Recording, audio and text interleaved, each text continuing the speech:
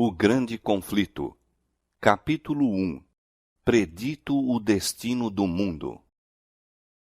Ah, se tu conhecesses também, ao menos neste teu dia, o que à tua paz pertence. Mas agora isto está encoberto aos teus olhos, porque dias virão sobre ti, em que os teus inimigos te cercarão de trincheiras, e te sitiarão, e te estreitarão de todas as bandas, e te derribarão, a ti e aos teus filhos que dentro de ti estiverem, e não deixarão em ti pedra sobre pedra, pois que não conheceste o tempo da tua visitação. Lucas 19, 42-44. Do cimo do Monte das Oliveiras, Jesus olhava sobre Jerusalém. Lindo e calmo era o cenário que diante dele se desdobrava. Era o tempo da Páscoa, e de todas as terras, os filhos de Jacó se haviam ali reunido para celebrar a grande festa nacional.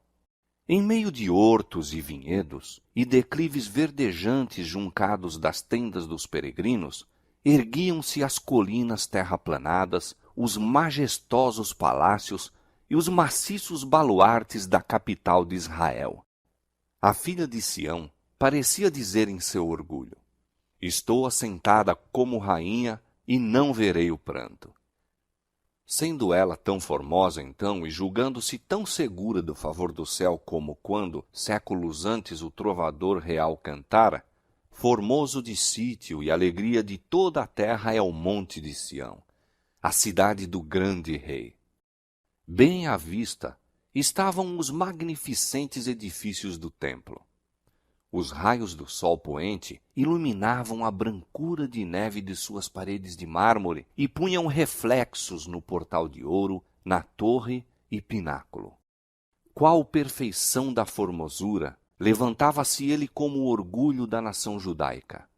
Que filho de Israel poderia contemplar aquele cenário sem um estremecimento de alegria e admiração? Entretanto, pensamentos muito diversos ocupavam a mente de Jesus. Quando ia chegando, vendo a cidade, chorou sobre ela. Por entre o universal regozijo de sua entrada triunfal, enquanto se agitavam ramos de palmeiras, enquanto alegres hosanas despertavam ecos nas colinas, e milhares de vozes o aclamavam rei, o Redentor do mundo achava-se oprimido por súbita e misteriosa tristeza. Ele, o Filho de Deus, o prometido de Israel, cujo poder vencera a morte e do túmulo chamara a seus cativos, estava em pranto, não em consequência de uma mágoa comum, senão de agonia intensa e irreprimível. Suas lágrimas não eram por si mesmo, posto que bem soubesse para onde seus passos o levariam. Diante dele jazia o Getsêmane, cenário de sua próxima agonia. Estava também à vista a Porta das Ovelhas, através da qual durante séculos tinham sido conduzidas as vítimas para o sacrifício e que se lhe deveria abrir quando fosse, como um cordeiro, levado ao matadouro. Não muito distante estava o Calvário, o local da crucifixão. Sobre o caminho que Cristo logo deveria trilhar, cairia o terror de grandes trevas ao fazer ele de sua alma uma oferta pelo pecado. Todavia, não era a contemplação destas cenas que lançava sobre ele aquela sombra em tal hora de alegria. Nenhum sinal de sua própria angústia sobre-humana nublava aquele espírito abnegado. Chorava pela sorte dos milhares de Jerusalém, por causa da cegueira e impenitência daqueles que lhe viera abençoar e salvar. A história de mais de 1000 anos do favor especial de Deus e de seu cuidado protetor manifestos ao povo escolhido estava patente aos olhos de Jesus. Ali estava o Monte Moriá, onde o filho da promessa, como vítima submissa, havia sido ligado ao altar, emblema da oferenda do Filho de Deus. Ali, o concerto de bênçãos e a gloriosa promessa messiânica tinham sido confirmados ao Pai dos crentes. Ali as chamas do sacrifício, ascendendo da ira de Ornã para o céu, haviam desviado a espada do anjo destruidor, símbolo apropriado do sacrifício e mediação do Salvador em prol do homem culpado. Jerusalém fora honrada por Deus acima de toda a terra. Sião fora eleita pelo Senhor, que a desejara para a sua habitação. Ali, durante séculos, santos profetas haviam proferido mensagens de advertência. Sacerdotes ali haviam agitado os turíbulos, e a nuvem de incenso com as orações dos adoradores subira perante Deus. Ali, diariamente, se oferecera o sangue dos cordeiros mortos, apontando para o vindouro Cordeiro de Deus. Ali, Jeová revelara sua presença na nuvem de glória sobre o propiciatório.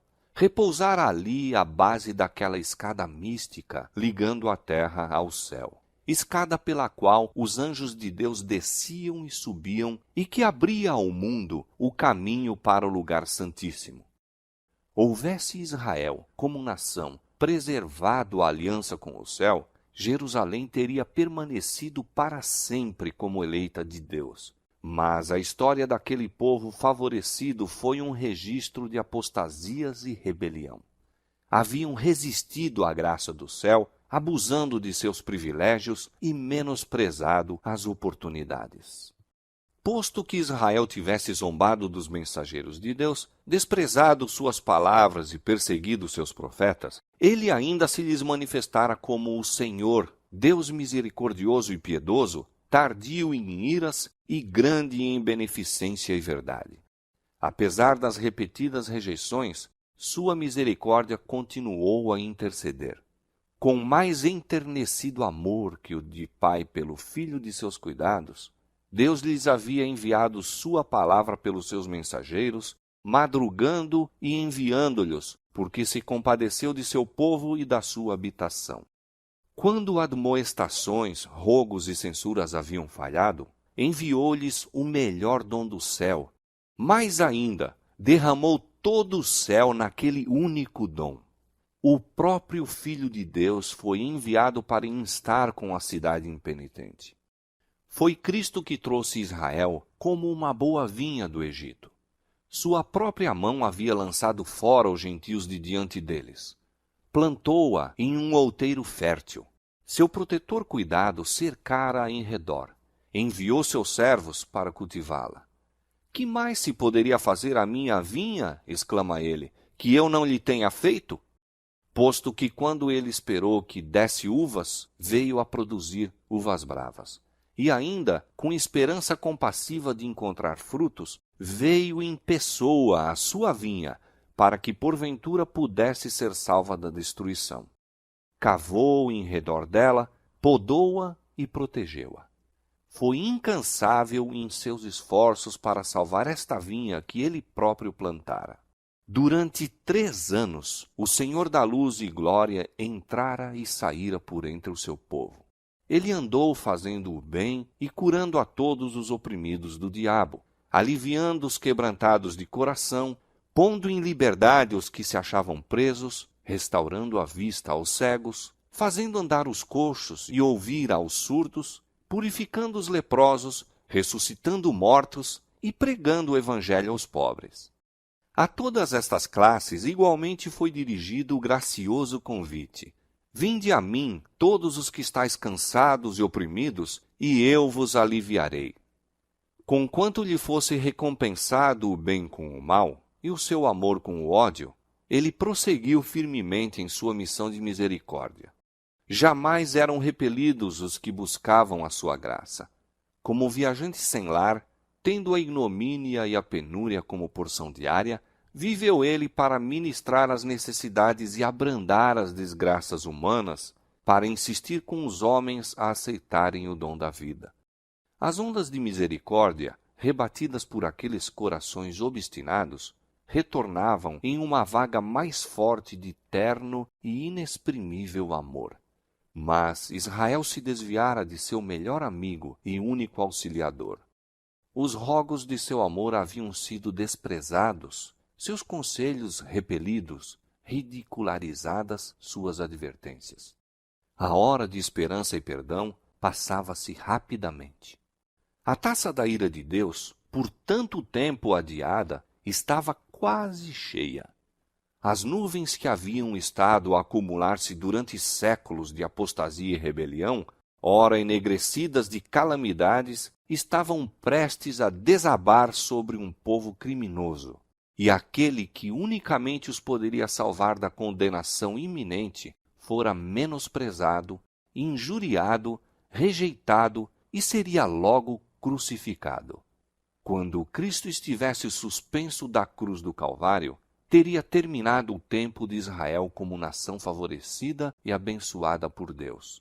A perda de uma alma que seja é calamidade infinitamente maior que os proveitos e tesouros de todo um mundo. Entretanto, quando Cristo olhava sobre Jerusalém, achava-se perante ele a condenação de uma cidade inteira, de toda uma nação.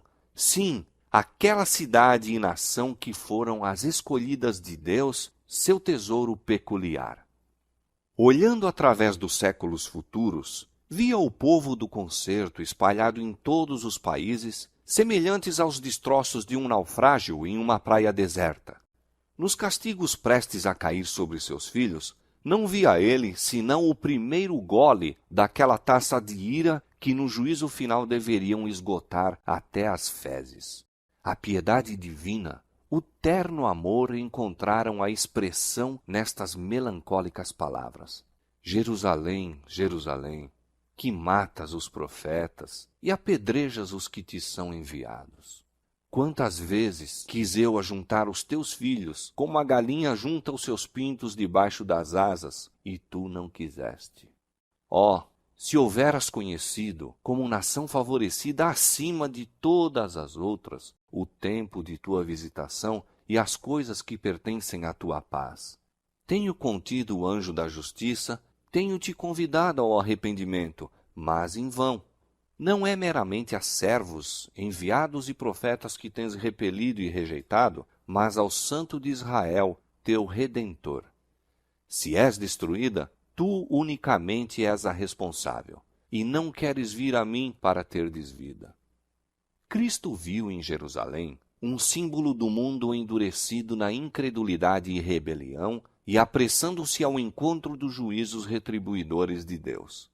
As desgraças de uma raça decaída, oprimindo-lhe a alma, arrancavam de seus lábios aquele clamor extremamente amargurado.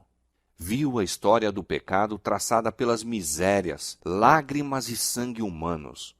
O coração moveu-se-lhe de infinita compaixão pelos aflitos e sofredores da terra. Angustiava-se por aliviar a todos. Contudo, mesmo a sua mão não poderia demover a onda das desgraças humanas.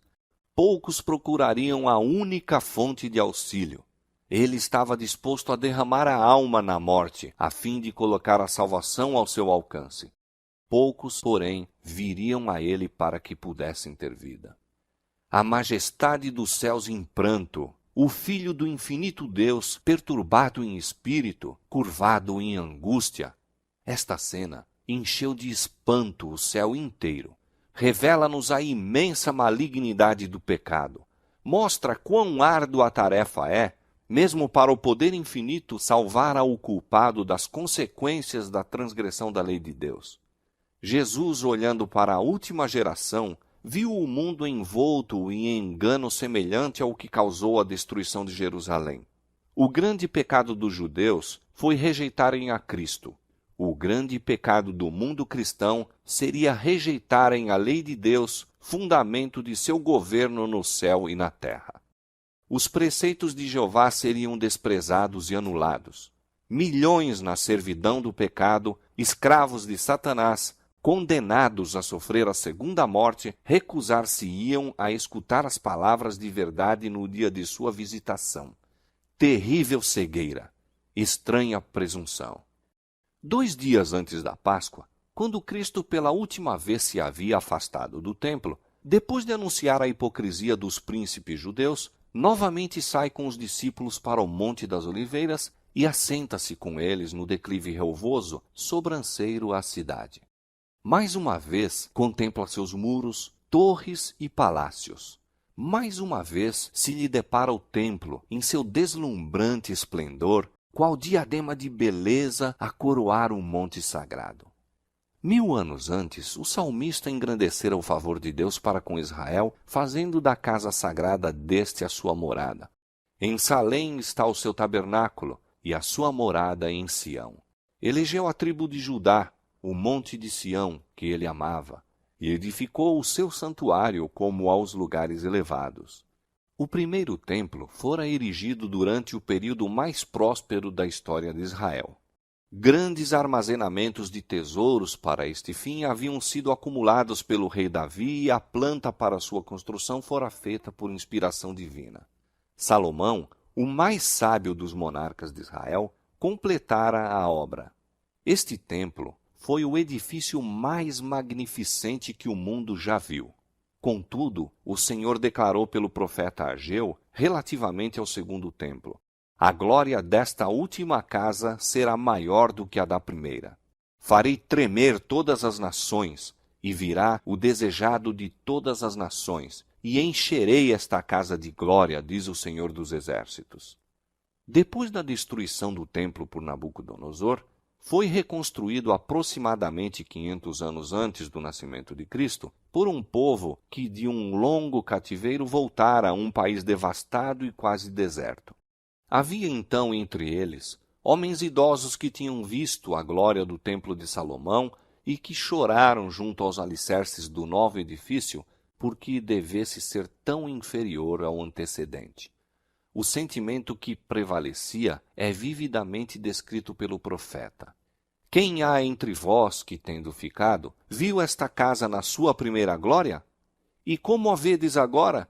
Não é esta como nada em vossos olhos, comparada com aquela?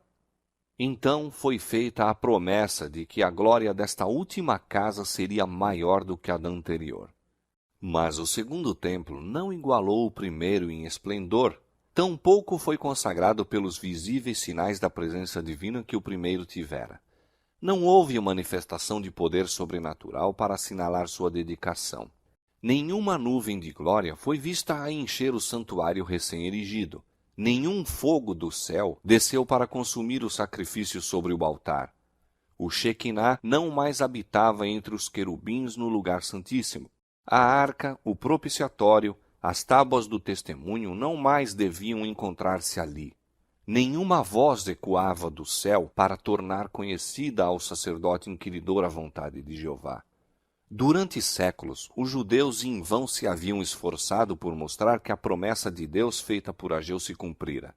Entretanto, o orgulho e a incredulidade lhes cegavam a mente ao verdadeiro sentido das palavras do profeta. O segundo templo não foi honrado com a nuvem de glória de Jeová, mas com a presença viva daquele em quem habita corporalmente a plenitude da divindade, que foi o próprio Deus manifesto em carne. O desejado de todas as nações havia em verdade chegado a seu templo quando o homem de Nazaré ensinava e curava nos pátios sagrados. Com a presença de Cristo, e com ela somente, o segundo templo excedeu o primeiro em glória. Mas Israel afastara de si o dom do céu que lhe era oferecido. Com o humilde mestre que naquele dia saíra de seu portal de ouro, a glória para sempre se retirara do templo. Já eram cumpridas as palavras do Salvador: eis que a vossa casa vai ficar-vos deserta. Os discípulos ficaram cheios de espanto e admiração ante a profecia de Cristo acerca da subversão do templo e desejavam compreender melhor o significado de suas palavras. Riquezas, trabalhos e perícia arquitetônica haviam durante mais de 40 anos sido liberalmente expendidos para salientar os seus esplendores. Herodes, o Grande, nele empregara prodigamente tanto riquezas romanas como tesouros judeus, e mesmo o imperador do mundo o tinha enriquecido com seus dons. Blocos maciços de mármore branco, de tamanho quase fabuloso, proveniente de Roma para este fim, formavam parte de sua estrutura. E para eles chamaram os discípulos a atenção do Mestre, dizendo: olha que pedras e que edifícios! A estas palavras deu Jesus a solene e surpreendente resposta: em verdade vos digo que não ficará aqui pedra sobre pedra que não seja derribada. Com a subversão de Jerusalém, os discípulos associaram os fatos da vinda pessoal de Cristo em glória temporal a fim de assumir o trono do império do universo, castigar os judeus impenitentes e libertar a nação do jugo romano. O Senhor lhes dissera que viria a segunda vez. Daí, com a menção do juízo sobre Jerusalém, volveram o pensamento para aquela vinda, e, como estivessem reunidos em torno do Salvador sobre o Monte das Oliveiras, perguntaram: quando serão essas coisas, e que sinal haverá da tua vinda e do fim do mundo? O futuro estava misericordiosamente velado aos discípulos. Houvessem eles, naquela ocasião, compreendido perfeitamente os dois terríveis fatos, os sofrimentos e morte do Redentor e a destruição de sua cidade e templo, teriam sido dominados pelo terror. Cristo apresentou diante deles um esboço dos importantes acontecimentos a ocorrerem antes do final do tempo. Suas palavras não foram então completamente entendidas, mas a significação ser-lhes-ia revelada quando seu povo necessitasse da instrução nelas dada. A profecia que ele proferiu era dupla em seu sentido. Ao mesmo tempo em que prefigurava a destruição de Jerusalém, representava igualmente os terrores do último grande dia. Jesus declarou aos discípulos que o escutavam os juízos que deveriam cair sobre o apóstata Israel e especialmente o castigo retribuidor que lhe sobreviria por sua rejeição e crucifixão do Messias. Sinais inequívocos procederiam à terrível culminação. A hora temida viria súbita e celeremente, e o Salvador advertiu a seus seguidores: quando, pois, virdes que a abominação da desolação de que falou o profeta Daniel está no lugar santo, quem lê, entenda, então os que estiverem na Judéia fujam para os montes. Quando os símbolos idolátricos dos romanos fossem erguidos em terra santa, a qual ia um pouco além dos muros da cidade, então os seguidores de Cristo deveriam achar segurança na fuga. Quando fosse visto o sinal de aviso, os que desejavam escapar não deveriam demorar-se. Por toda a terra da Judéia, bem como em Jerusalém mesmo, o sinal para a fuga deveria ser imediatamente obedecido. Aquele que acaso estivesse no telhado não deveria descer à casa, mesmo para salvar os tesouros mais valiosos. Os que estivessem trabalhando nos campos ou nos vinhedos não deveriam tomar tempo para voltar a fim de apanhar a roupa exterior, posta de lado enquanto estavam a labutar no calor do dia. Não deveriam hesitar um instante para que não fossem apanhados pela destruição geral. No reinado de Herodes, Jerusalém não só havia sido grandemente embelezada, mas pela ereção de torres, muralhas e fortalezas, em acréscimo à força natural de sua posição, tornara-se aparentemente inexpugnável. Aquele que nesse tempo houvesse publicamente predito sua destruição, teria sido chamado, como Noé em sua época, doido alarmista. Mas Cristo dissera: o céu e a terra passarão, mas as minhas palavras não hão de passar. Por causa de seus pecados, foi anunciada a ira contra Jerusalém, e sua pertinaz incredulidade selou-lhe a sorte. O Senhor tinha declarado pelo profeta Miqueias: ouvi agora isto, vós, chefes da casa de Jacó, e vós, maiorais da casa de Israel, que abominais o juízo e perverteis tudo o que é direito, edificando a Sião com sangue e a Jerusalém com injustiça. Os seus chefes dão as sentenças por presentes, e os seus sacerdotes ensinam por interesse, e os seus profetas adivinham por dinheiro, e ainda encostam ao Senhor, dizendo: não está o Senhor no meio de nós? Nenhum mal nos sobrevirá. Estas palavras descreviam fielmente os habitantes de Jerusalém, corruptos e possuídos de justiça própria. Pretendendo, embora observar rigidamente os preceitos da lei de Deus, estavam transgredindo todos os seus princípios. Odiavam a Cristo porque a sua pureza e santidade lhes revelavam a iniquidade própria, e acusavam-no de ser a causa de todas as angústias que lhes tinham sobrevido em consequência de seus pecados. Posto que soubessem não ter ele pecado, declararam que sua morte era necessária para a segurança deles como nação. Se o deixarmos assim, disseram os chefes dos judeus, todos crerão nele, e virão os romanos e tirar-nos-ão o nosso lugar e a nação. Se Cristo fosse crucificado, eles poderiam uma vez mais se tornar um povo forte e unido. Assim raciocinavam e concordavam com a decisão de seu sumo sacerdote de que seria melhor morrer um homem do que perecer toda a nação. Assim, os dirigentes judeus edificaram a Sião com sangue e a Jerusalém com injustiça. E além disso, ao mesmo tempo em que mataram seu Salvador porque lhes reprovava os pecados, tal era a sua justiça própria que se consideravam como o povo favorecido de Deus e esperavam que o Senhor os livrasse dos inimigos. Portanto, continuou o profeta, por causa de vós, Sião será lavrada como um campo e Jerusalém se tornará em montões de pedras e o monte desta casa em lugares altos de um bosque. Durante quase 40 anos depois que a condenação de Jerusalém foi pronunciada por Cristo mesmo, retardou o Senhor os seus juízos sobre a cidade e nação. Maravilhosa foi a longanimidade de Deus para com os que lhe rejeitaram o Evangelho e assassinaram o Filho. A parábola da árvore infrutífera representava o trato de Deus para com a nação judaica. Fora dada a ordem: corta!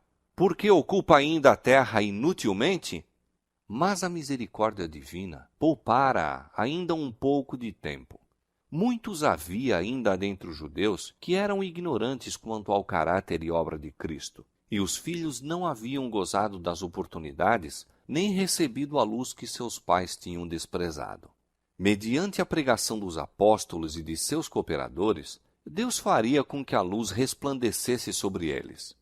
Ser-lhes-ia permitido ver como a profecia se cumprira não somente no nascimento e vida de Cristo, mas também em sua morte e ressurreição. Os filhos não foram condenados pelos pecados dos pais. Quando, porém, conhecedores de toda a luz dada a seus pais, os filhos rejeitaram mesmo a que lhes fora concedida a mais, tornaram-se participantes dos pecados daqueles e encheram a medida de sua iniquidade. A longanimidade de Deus para com Jerusalém apenas confirmou os judeus em sua obstinada impenitência. Em seu ódio e crueldade para com os discípulos de Jesus, rejeitaram o último oferecimento de misericórdia. Afastou Deus então deles a proteção, retirando o poder com que restringia a Satanás e seus anjos, de maneira que a nação ficou sob o controle do chefe que haviam escolhido. Seus filhos tinham desdenhado a graça de Cristo, que os teria habilitado a subjugar seus maus impulsos, e agora estes se tornaram os vencedores. Satanás suscitou as mais violentas e vis paixões da alma. Os homens não raciocinavam. Achavam-se fora da razão, dirigidos pelo impulso e cega raiva. Tornaram-se satânicos em sua crueldade. Na família e na sociedade, entre as mais altas como entre as mais baixas classes, havia suspeita, inveja, ódio, contenda, rebelião, assassínio. Não havia segurança em parte alguma. Amigos e parentes traíam-se mutuamente. Pais matavam aos filhos e filhos aos pais. Os príncipes do povo não tinham poder para governar-se. Desenfreadas paixões faziam-nos tiranos. Os judeus haviam aceitado falso testemunho para condenar o inocente Filho de Deus. Agora as falsas acusações tornavam insegura sua própria vida. Pelas suas ações, durante muito tempo tinham estado a dizer: fazei que deixe de estar o Santo de Israel perante nós. Agora, seu desejo foi satisfeito. O temor de Deus não mais os perturbaria. Satanás estava à frente da nação e as mais altas autoridades civis e religiosas estavam sob o seu domínio. Os chefes das facções oponentes, por vezes, se uniam para saquear e torturar suas desgraçadas vítimas e novamente caíam sobre as forças uns dos outros, fazendo impiedosa matança. Mesmo a santidade do templo não lhes refreava a horrível ferocidade. Os adoradores eram assassinados diante do altar e o santuário contaminava-se com corpos de mortos. No entanto, em sua cega e blasfema presunção, os instigadores desta obra infernal publicamente declaravam que não tinham receio de que Jerusalém fosse destruída, pois era a própria cidade de Deus.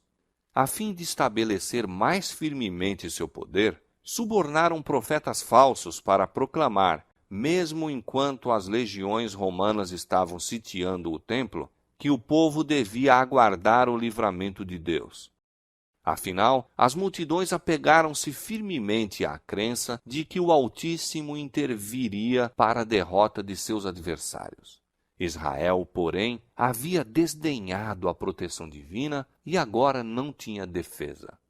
Infeliz Jerusalém, despedaçada por dissensões internas, com o sangue de seus filhos, mortos pelas mãos uns dos outros, a tingir de carmesim suas ruas, enquanto hostis exércitos estrangeiros derribavam suas fortificações e lhes matavam os homens de guerra.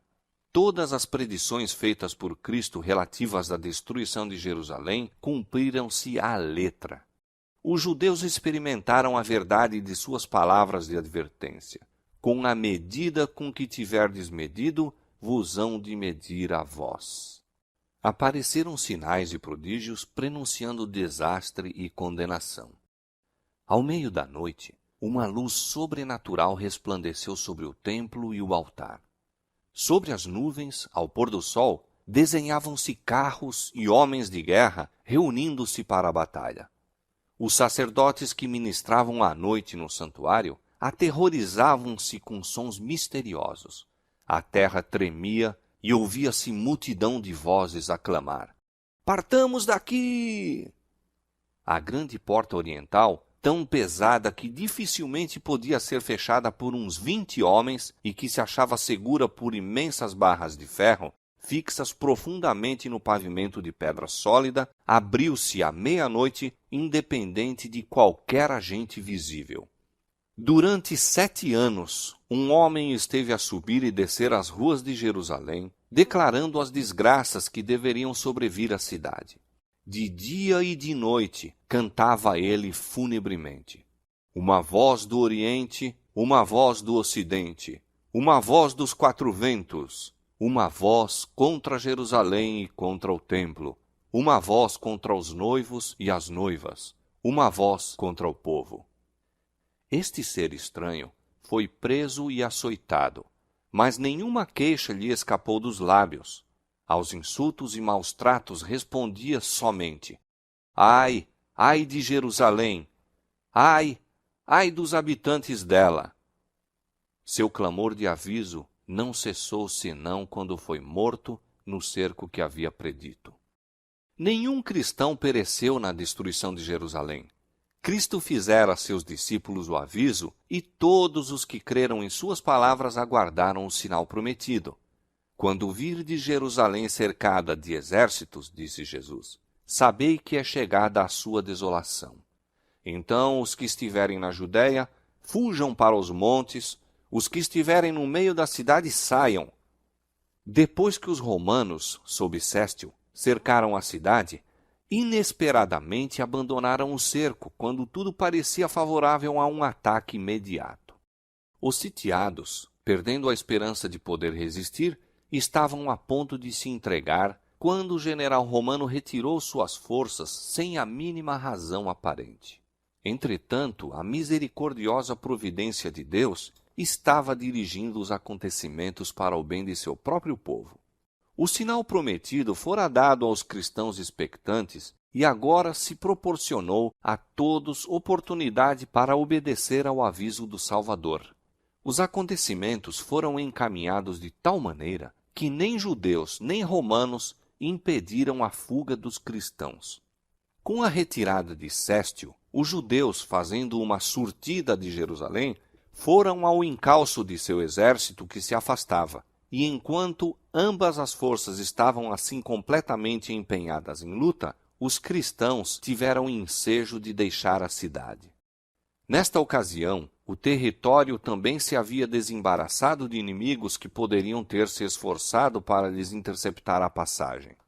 Na ocasião do cerco, os judeus estavam reunidos em Jerusalém para celebrar a festa dos tabernáculos, e assim os cristãos em todo o país puderam escapar sem ser molestados. Imediatamente fugiram para um lugar de segurança, a cidade de Pela, na terra de Pérea, além do Jordão.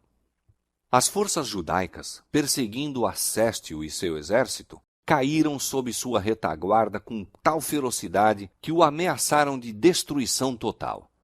Foi com grande dificuldade que os romanos conseguiram efetuar a retirada.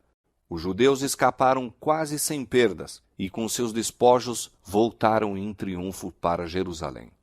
No entanto, este êxito aparente apenas lhes acarretou males.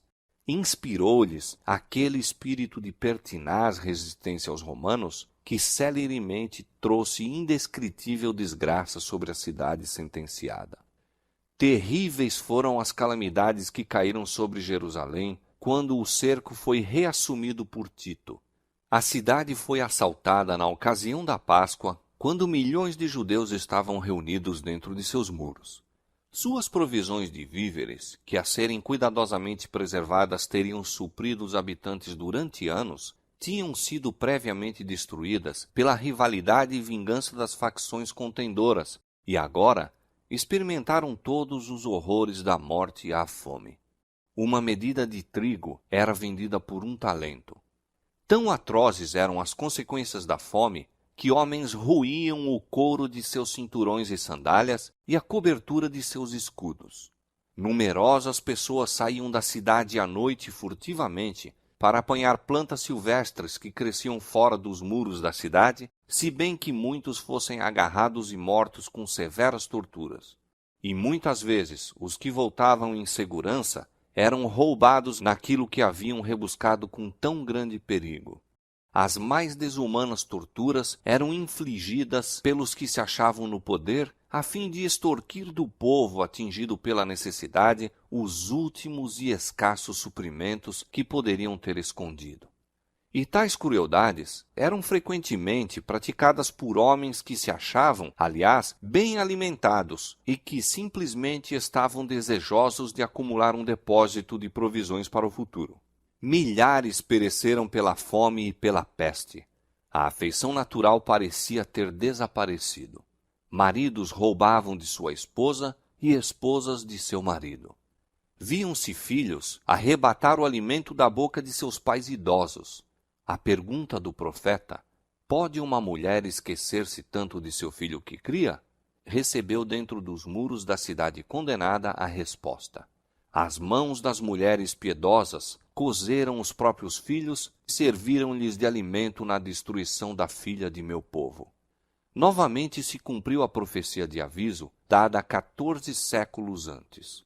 E quanto à mulher mais mimosa e delicada entre ti, que de mimo e delicadeza nunca tentou pôr a planta de seu pé sobre a terra, será maligno o seu olho contra o homem de seu regaço, e contra seu filho e contra sua filha, e por causa de seus filhos que tiver, porque os comerás escondidas pela falta de tudo, no cerco e no aperto com que o teu inimigo te apertará nas tuas portas. Deuteronômio, capítulo 28, versos 56 e 57. Os chefes romanos esforçaram-se por infundir terror aos judeus e assim fazê-los render-se.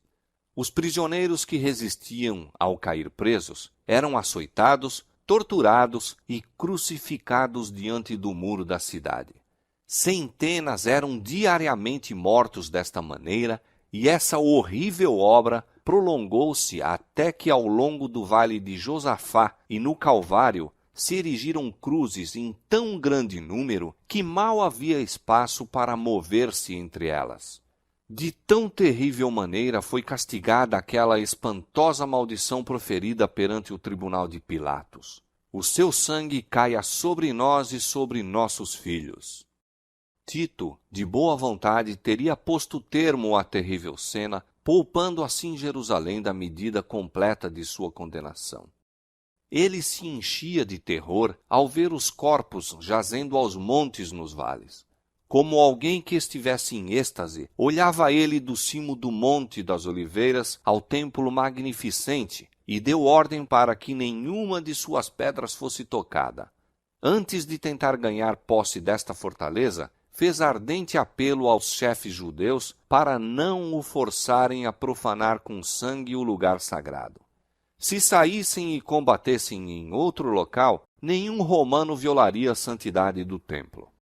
O próprio Joséfo, com apelo eloquentíssimo, suplicou que se rendessem para se salvarem a si, a sua cidade e seu lugar de culto. Suas palavras, porém, foram respondidas com pragas amargas. Lançaram-se dardos contra ele, que era seu último mediador humano, enquanto persistia em estar com eles. Os judeus haviam rejeitado os rogos do Filho de Deus, e agora as advertências e rogos apenas os tornavam mais decididos a resistir até o último ponto. Nulos foram os esforços de Tito para salvar o templo. Alguém maior do que ele declarara que não ficaria pedra sobre pedra. A cega obstinação dos chefes dos judeus e os abomináveis crimes cometidos dentro da cidade sitiada provocaram o horror e a indignação dos romanos, e Tito finalmente se decidiu a tomar o templo de assalto. Resolveu, contudo, que, sendo possível, deveria o mesmo ser salvo da destruição. Mas suas ordens foram desatendidas. Depois que ele se retirara para sua tenda à noite, os judeus, saindo repentinamente do templo, atacaram fora os soldados. Na luta, um soldado arremessou um facho através de uma abertura no pórtico e imediatamente as salas revestidas de cedro em redor da casa sagrada se acharam em chamas. Tito precipitou-se para o local, seguido de seus generais e legionários, e ordenou aos soldados que apagassem as labaredas. Suas palavras não foram atendidas. Em sua fúria, os soldados lançaram tochas ardentes nas salas contíguas ao templo e, com a espada, assassinavam em grande número os que ali tinham procurado refúgio. O sangue corria como água pelas escadas do templo abaixo. Milhares e milhares de judeus pereceram. Acima do ruído da batalha, ouviam-se vozes bradando: Icabode! Foi-se a glória. Tito achou impossível sustar a fúria da soldadesca. Entrou com seus oficiais e examinou o interior do edifício sagrado. O esplendor encheu-os de admiração, e como as chamas não houvessem ainda penetrado no lugar santo, fez um último esforço para salvá-lo. E, apresentando-se-lhes repentinamente, de novo exortou os soldados a deterem a marcha da conflagração. O centurião Liberalis esforçou-se por impor obediência a seu estado-maior, mas o próprio respeito para com o imperador cedeu lugar à furiosa animosidade contra os judeus, ao excitamento feroz da batalha e à esperança insaciável do saque. Os soldados viam tudo em redor deles resplandecendo de ouro, que fulgurava deslumbrantemente à luz sinistra das chamas. Supunham que incalculáveis tesouros estivessem acumulados no santuário. Um soldado, sem ser percebido, arrojou uma tocha acesa por entre os gonzos da porta. O edifício todo, em um momento, ficou em chamas. O denso fumo e o fogo obrigaram os oficiais a retirar-se, e o nobre edifício foi abandonado à sua sorte. Era um espetáculo pavoroso aos romanos. E que seria ele para os judeus?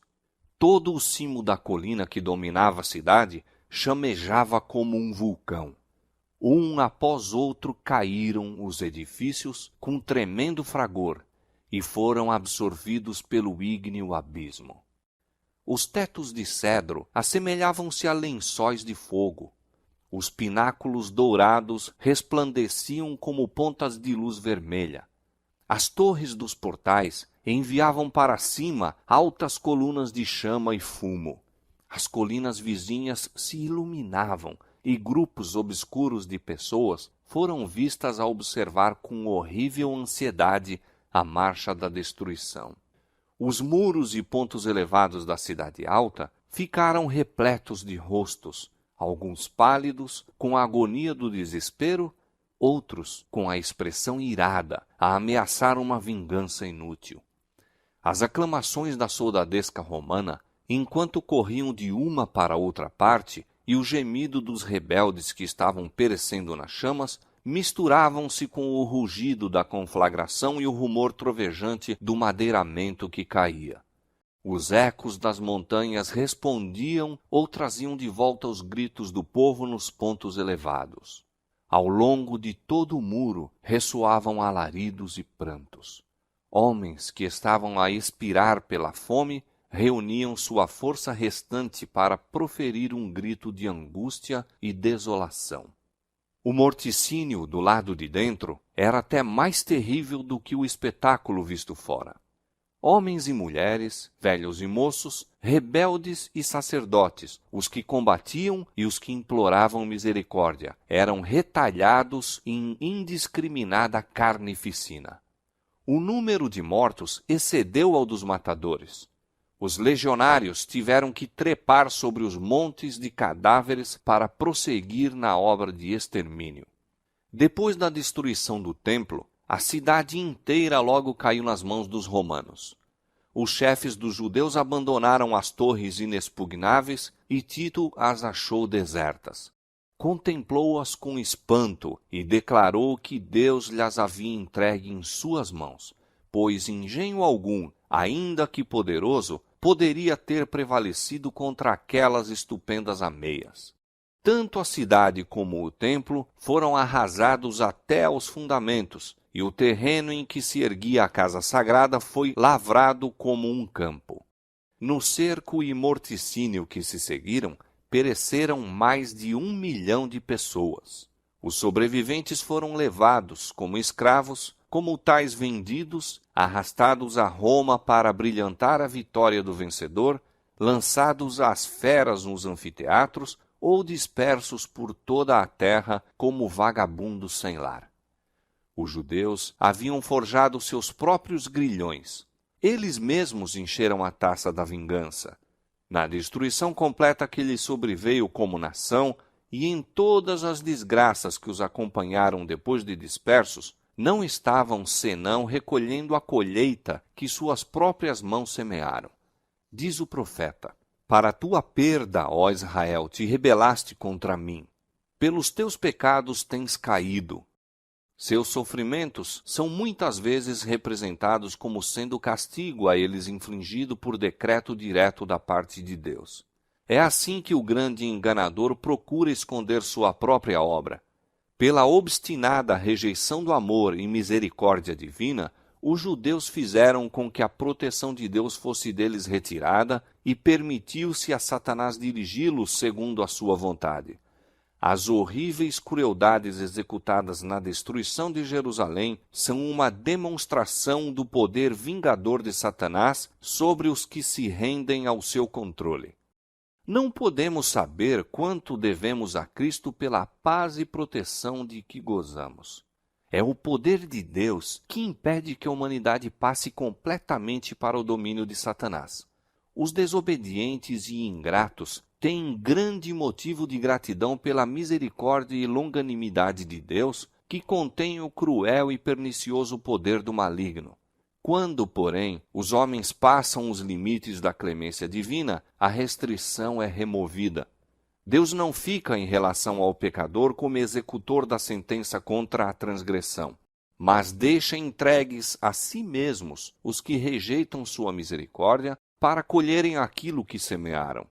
Cada raio de luz rejeitado, cada advertência desprezada ou desatendida, cada paixão contemporizada, cada transgressão da lei de Deus é uma semente lançada, a qual produz infalível colheita. O Espírito de Deus, persistentemente resistido, é afinal retirado do pecador, e então poder algum permanece para dominar as más paixões da alma e nenhuma proteção contra a maldade e inimizade de Satanás. A destruição de Jerusalém constitui tremenda e solene advertência a todos os que estão tratando levianamente com os oferecimentos da graça divina e resistindo aos rogos da misericórdia de Deus. jamais foi dado um testemunho mais decisivo do ódio ao pecado por parte de Deus e do castigo certo que recairá sobre o culpado. A profecia do Salvador relativa aos juízos que deveriam cair sobre Jerusalém há de ter outro cumprimento, do qual aquela terrível desolação não foi senão tênue sombra.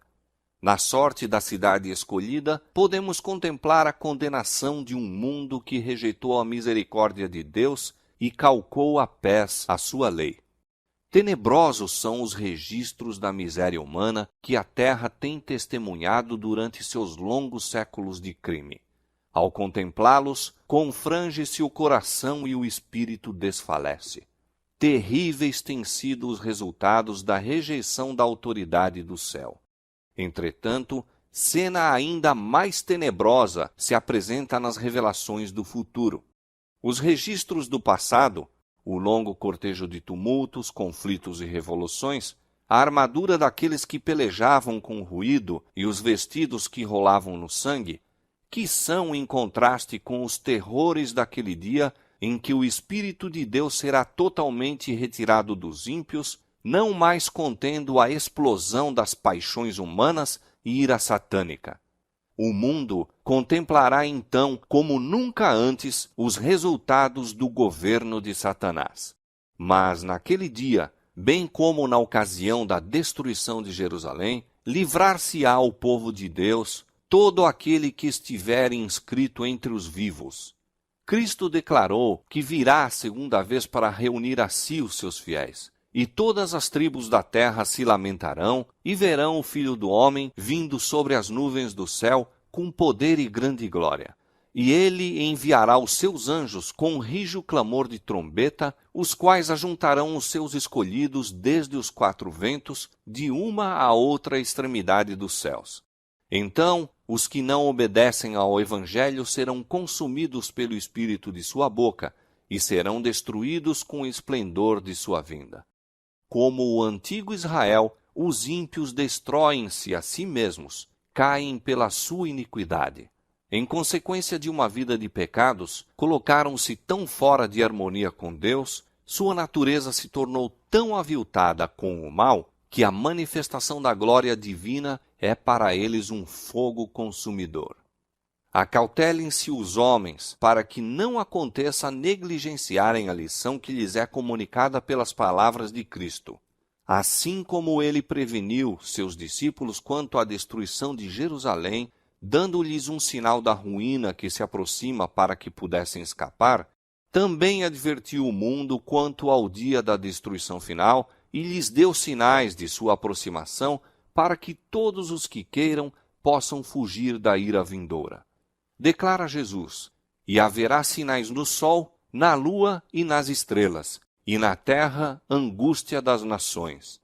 Os que contemplam estes prenúncios de sua vinda devem saber que está próximo às portas. Vigiai, pois, são suas palavras de advertência. Os que atendem ao aviso não serão deixados em trevas para que aquele dia os apanhe desprevenidos.